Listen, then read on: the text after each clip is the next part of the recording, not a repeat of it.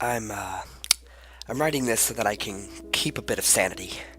Uh, this is my suicide note. It's the end for me. I just want this down so that others may see why death brings suffering, why you can't let one person die in your life. My daughter got home from school at about 2 p.m.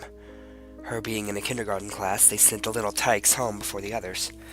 I thought that I could get in an hour or two into some TV movies. I finished at around 1:40, and exactly after I turned the television off, a ring came at the door. I walked to the door and saw a little girl with her mother, selling Girl Scout cookies. I happily bought them and started to eat the tagalongs. I gave the little girl a tip. When delivering cookies in the heat of Florida, you have to have a bit of decency. About 25 minutes later, my daughter got home. "Hello, Daddy," she said, throwing herself on me. I chuckled and got her some lunch. It was definitely a normal day. Until that night. At around 1:40 a.m., my daughter screamed bloody murder.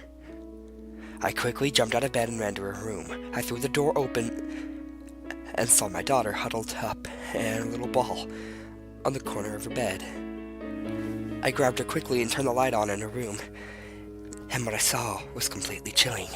I saw written in red paint on the wall, lust, gluttony, greed, sloth, wrath, envy, and pride, sins of your forefathers, sins you cannot hide.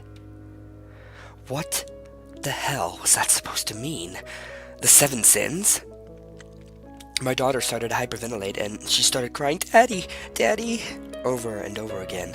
I grabbed her asthma inhaler and tried to give it to her, but she was so far into an asthma attack that she really couldn't do much. I ran to my car with her and placed her in the back seat and drove as fast as I could to a nearby hospital. We were instantly admitted and she was saved from going into cardiac arrest. Turned out that my daughter, at the age of 5, had heart disease. It was about 7 years later, and during those 7 years, that things started to get really bad.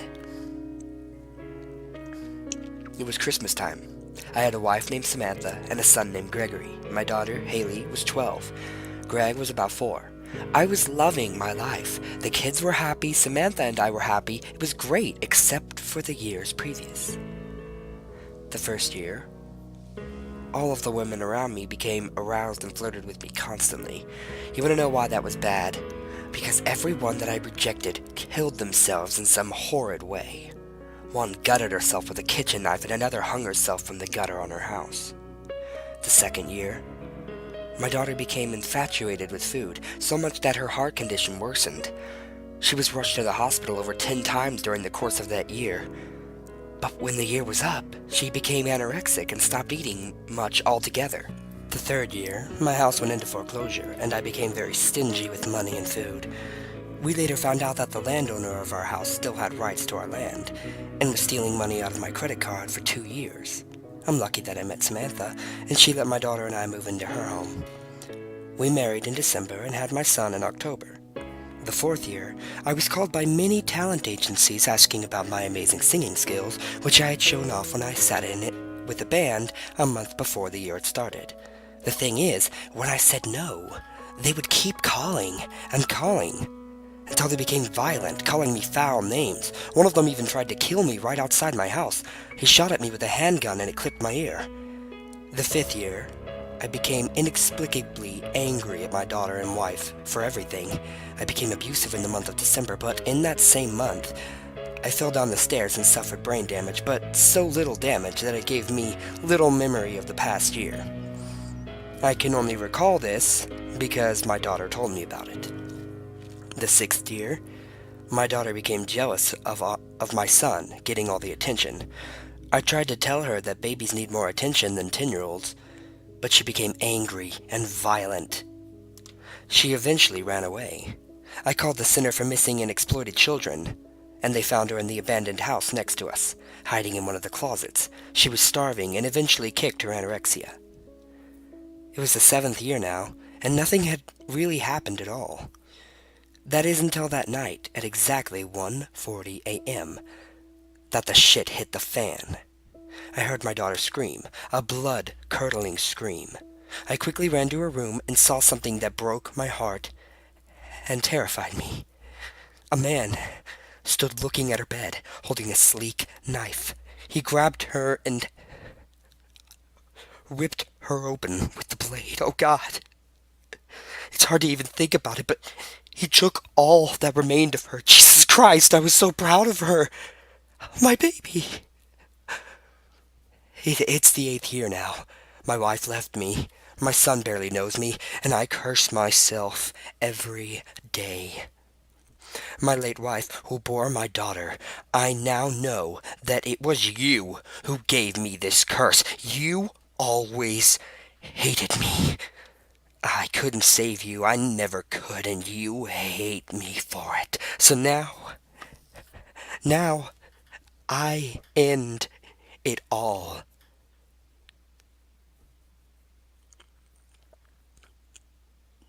Hello?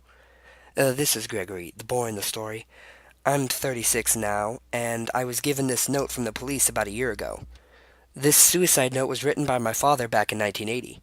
I was only 5 years old. When my mother got the news about my father, she cried for about an hour.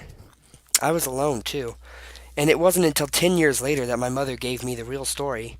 She cried crocodile tears when she heard the news. The only emotion she harbored for my dad was hate. See, my father did all of those horrible things you see in the story. My father went insane at 1:40 a.m. in 1973, the date of his first wife and his anniversary. The psychologist he saw when his wife died had suspected that his wife's death was all his fault. He created an excuse and based his so-called revenge on the 7 deadly sins.